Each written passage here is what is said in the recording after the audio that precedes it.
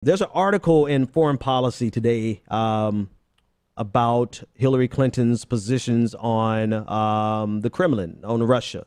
And I think it's an interesting article for a couple of reasons. One, because it presents an argument that I didn't think I would read in Foreign Policy for many reasons, and you can probably guess why. I didn't expect that I would read this, but the argument, the author was Clinton Elric.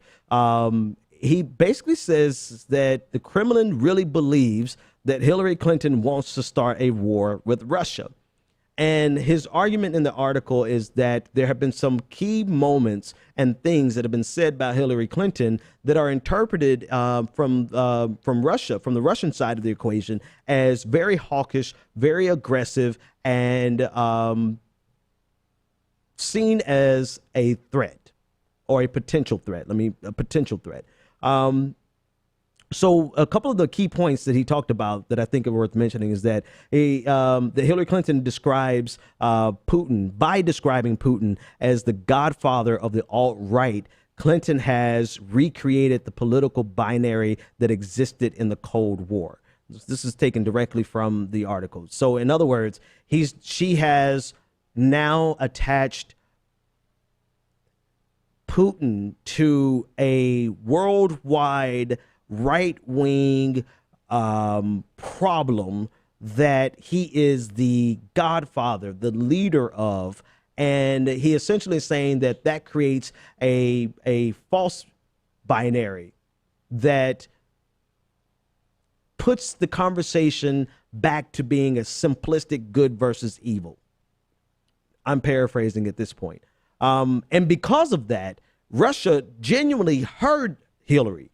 And they heard her when she said this, and some of the language that she used was language that she's used previously, and it's consistent with their belief that Hillary Clinton is far more hawkish and detrimental to relationships with Russia. Another argument that he forwarded was Russia views Clinton with fear. They fear that she is an existential threat. This is written in foreignpolicy.com.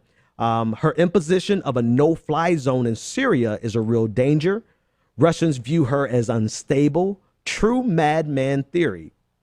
By ridiculing Trump's more concessionary approach to Russia, she is painting herself into a corner. And Hillary Clinton uses allegations of Russian hacking of DNC as a pretext for war.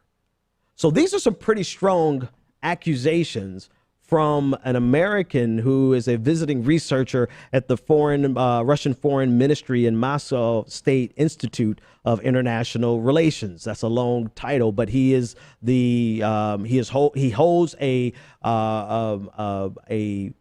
prominent position, but he is writing from a Russian perspective because that's where he's writing from. And that's where he's located. That's where his focus is.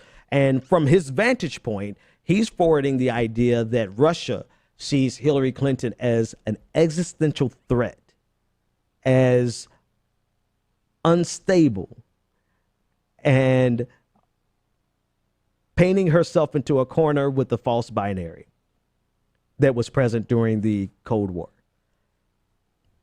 Now, I'm curious to see a rebuttal article to this, because some of this, particularly the Syrian no-fly zone, right? That would be a real danger.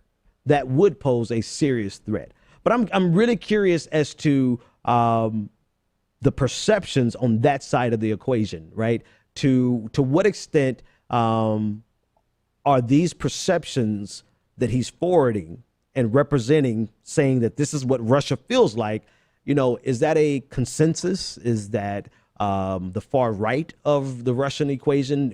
Who Russia's not a monolith, right? So who is he speaking for in this equation? Because these are some pretty, I mean, outside of the Syrian no-fly zone, some of it seems like, really? You know, I can see the comparison to Trump, because Trump is going with a more conciliatory tone, but that Clinton is an existential threat to Russia. It sounds like the more hawkish element of Russia viewing America through the same lens that they think Clinton is viewing Russia through. Now, I say they think Clinton is viewing Russia through because I'm still curious myself as to whether or not she is. We'll know almost immediately, right? I think we'll know within the first year. Like, we'll see what she does with Syria. We'll see what happens there, and then we'll have our answer. But part of me is still hopeful enough to believe that she is not as hawkish with regard to Russia as the Russians think she is, because that's problematic. That if she turns out to be as hawkish as the hawkish faction in Russia believes she is, then yeah, we have a serious problem on our hands.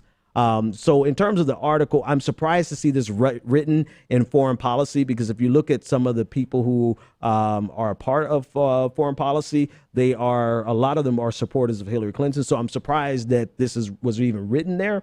But then two, the context from which he's writing it is really from a Russian perspective, which immediately gives it more credence for me, right? I'm like, okay, so he's writing from a Russian perspective, but then I can't with a critical eye just assume that this is a monolith, that Russia is a monolith, because they're not. And the language that's being used here clearly represents the more hawkish faction of Russia. And the question is there a more moderate faction in Russia in light of Putin?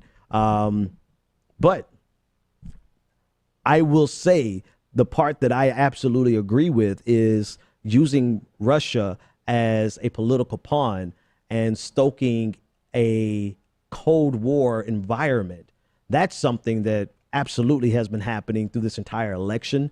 But there's a difference between political posturing and using Russia as political fodder, which I disagree with, and saying that Hillary Clinton is an existential threat to Russia, and viewing her as pretty much viewing Hillary Clinton as we view Kim Jong-un. That's what these statements represent. So, yeah. What do you think? What do you think? I mean, because before everyone jumps off, and please just do me this favor.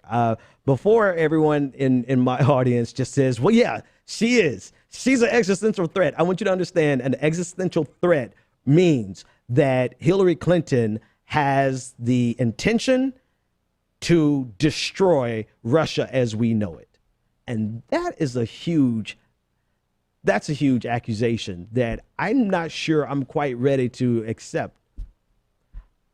I will say that she will use Russia politically as a domestic political fodder to distinguish herself from Donald Trump, to appeal to the more hawkish in the Republican Party, to embrace the neocons. I'm sure she would do all of that and is doing all that. But to say that she's an existential threat to Russia,